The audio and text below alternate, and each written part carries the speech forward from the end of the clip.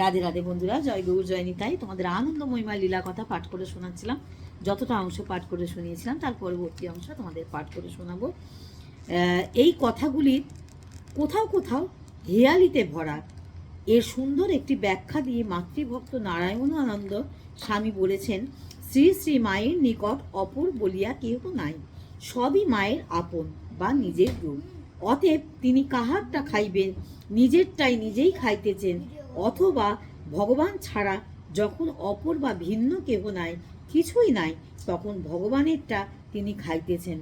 মা হইতে যখন পৃথক সত্তা কাহারও নাই, তখন অপরের সঙ্গে কথা বলিবারও কোনো প্রশ্ন উঠিতে পারে না, কোনো প্রশ্নই উঠিতে পারে না।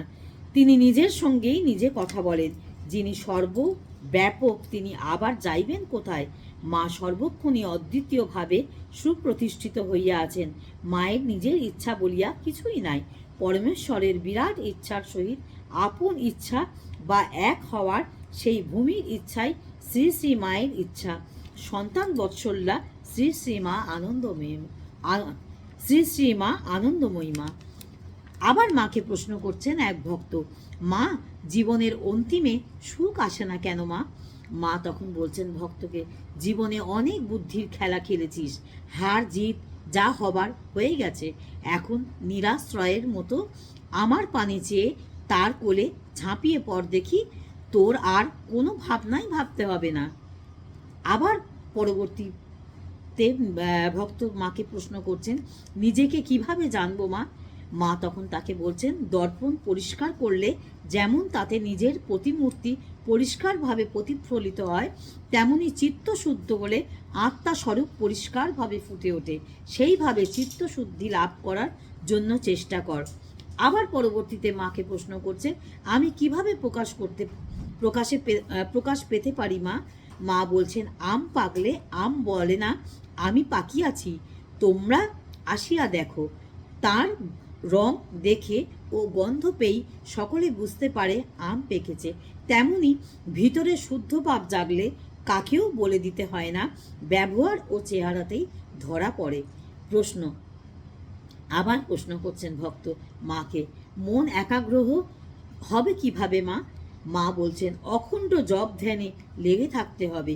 গাছেরও খাবো, তলারও কুড়বো, তাতে কি করে হবে? তাতে কি হয়? তাতে হয় না। মন চারিদিকে বিক্ষিপ্ত হয়েছে, হঠাৎ একটু জপে কি হবে? অভ্যাস যোগের দ্বারা মন একাগ্র করতে হয়। প্রশ্ন, আবারও মাকে প্রশ্ন করছে, সংসারে শান্তি লাভ কিভাবে হবে মা? তখন মা বলছেন, মায়া ছেড়ে সেবার দিকে যাও, সংসারে কাজ করো, সেবার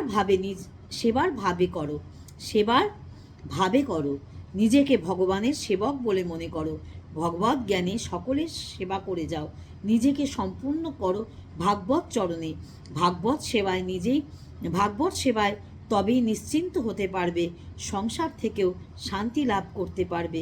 প্রশ্ন, আবারও প্রশ্ন করছেন ভক্ত মাকে প্রশ্ন করছেন, সংসারে কি পূর্ণ শান্তি মেলে মা? মা বলছেন, দেখো, সকলেই শান্তি খুঁজে বেড়ায়, কিন্তু একথা খুব কম লোকই ভাবে যে তিনি হৃদয়ে না জাগলে পূর্ণ শান্তি কিছুতেই পাওয়া যায় না। ধনে শান্তি হয় না, পুত্রে পরিজনে শান্তি হয় না, কারণ সাংসারিক ভোগ মাত্রই দিন রাত্রির মতো পরিবর্তনশীল,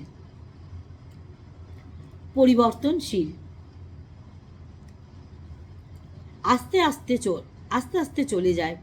এই কারণে এমন ধনীও হওয়া আবশ্যক, যার আর ক্ষয় নেই, এখানটা ভুল বললাম, যার আর ক্ষয় নেই।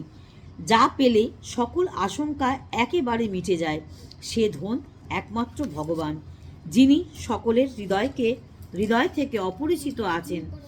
সৎ কর্মাদির দ্বারা চিত্তের অন্ধকার দূর হলে পরম সুন্দরে মোহন রূপ আপনা থেকেই ফুটে ওঠে এবং চিত্তে পূর্ণ শান্তির রাজত্ব আরম্ভ হয়। আজ এই পর্যন্ত বন্ধুরা, পরবর্তী অংশ নিয়ে আবার পরবর্তী ভিডিও পাঠ করে শোনাবো। তোমরা সঙ্গে থাকো, সাথে থাকো। ততক্ষণ রাধে রাধে, জয় গুরু জয় নিতাই।